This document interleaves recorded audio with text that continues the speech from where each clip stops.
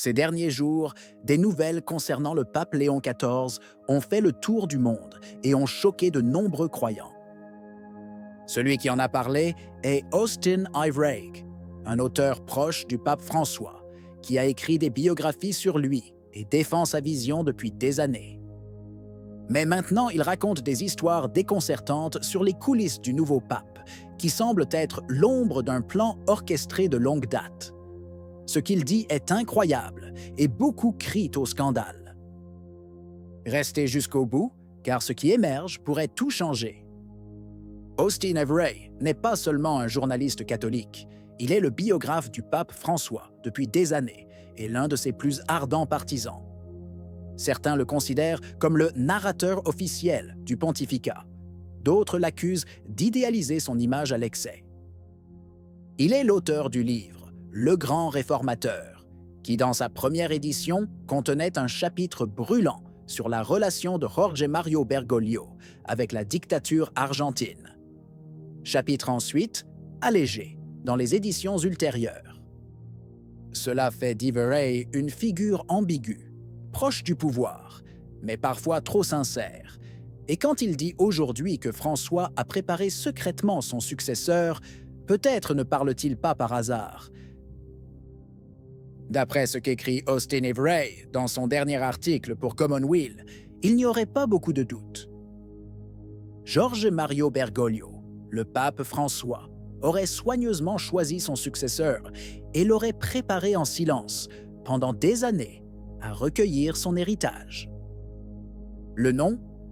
Robert François Prévost, aujourd'hui pape Léon XIV.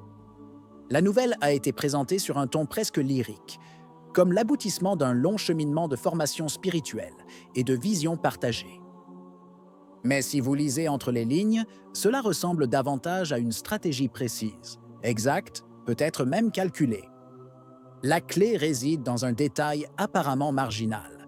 François et Prévost se rencontraient tous les samedis matins, pendant 2 heures, pour discuter non seulement des nominations épiscopales, ce qui est déjà remarquable, mais aussi de la vision globale de l'Église. Ce n'est pas une relation ordinaire. Un pape ne consacre pas ce genre de temps et de confiance à n'importe quel cardinal. Certains tentent de minimiser l'affaire en prétendant qu'il s'agit de rencontres de routine entre le pape et le chef du dicastère des évêques. Mais même parmi les initiés, le sentiment est qu'il y avait quelque chose de plus. Ivereigh le dit clairement. Il ne s'agissait pas seulement d'administration, mais de formation, une sorte de transmission spirituelle et idéologique. Le pape ne se contentait pas de confier des tâches à Prévost, il le formait. Éduquer, modélisation. Et aujourd'hui, avec le départ de François et l'arrivée de Léon XIV sur le trône papal, cette préparation prend un tout nouveau sens. Certains voient dans tout cela une continuité rassurante. D'autres, en revanche, lisent avec inquiétude la tentative de transformer la papauté en un projet personnel, héréditaire, presque dynastique. Si François a réellement choisi son successeur si longtemps à l'avance, qu'est-ce que cela dit de la liberté du conclave? Et surtout, est-ce ainsi que l'Église, guidée par l'Esprit, doit procéder? L'histoire du conclave qui a conduit à l'élection du pape Léon XIV semble, à la lire comme le suggère Ivereigh, presque comme un conte de fées. Une atmosphère sereine et paisible, une Église unie et rassemblée dans la prière. Les cardinaux, dit-on, vivaient ces jours-là dans un climat de fraternité et d'harmonie, loin des distractions du monde et guidés par l'Esprit Saint. En moins de 2 jours, avec seulement 4 tours de scrutin, Robert Prévost apparaît comme l'élu, accueilli avec joie par ses frères comme une perle de grand prix.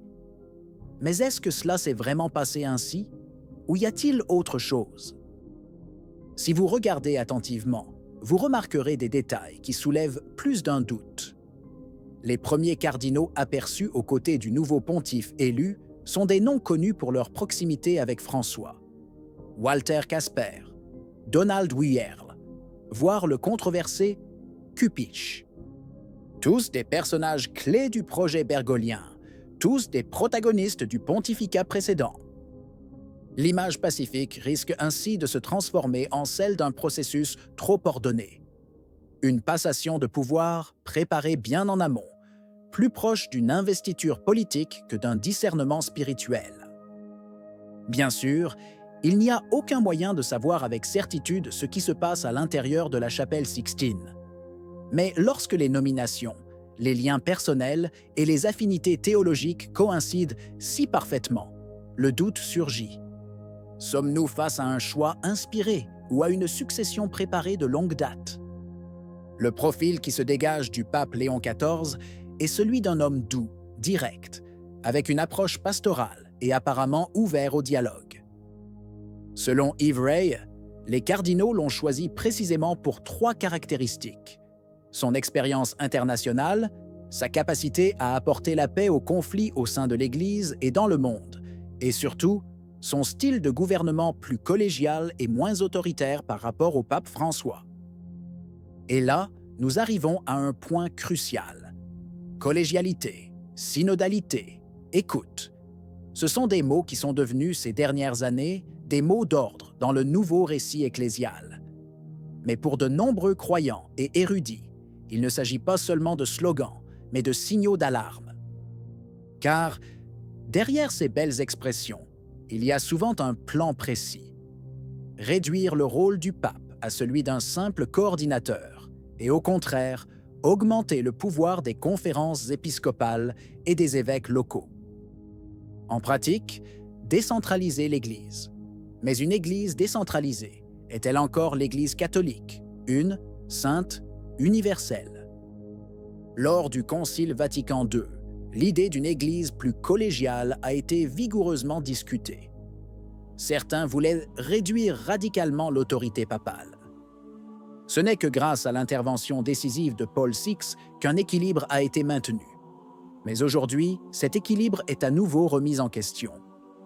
Le nouveau pape, toujours selon Yves Ray, serait le visage le plus bienveillant de la Révolution elle-même. Une révolution qui, à bien y regarder, ne s'est jamais arrêtée. Durant son mandat de préfet du dicaster pour les évêques, Prevost a supervisé des nominations et des révocations qui impliquaient souvent des personnalités en accord avec l'approche du pape François. Parmi celles-ci, la destitution de Monseigneur Joseph Strickland, un évêque connu pour ses positions critiques.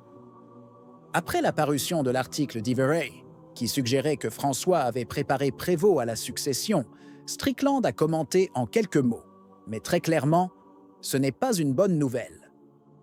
Ce que fera le pape Léon XIV dans les mois à venir en dira beaucoup plus que ce que nous pouvons imaginer aujourd'hui.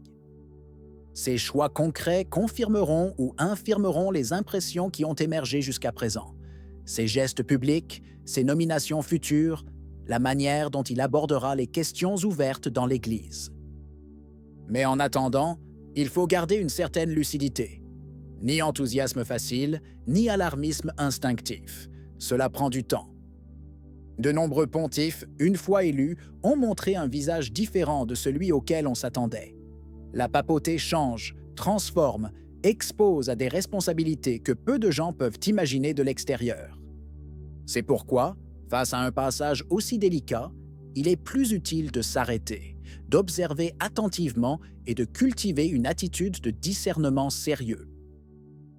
Et aussi, tout simplement, prier, non pas pour confirmer ce que l'on espère ou craint, mais pour affronter avec conscience ce qui va arriver. Qu'en penses-tu? Si vous avez aimé la vidéo, commentez « Amen ». Que Dieu te bénisse.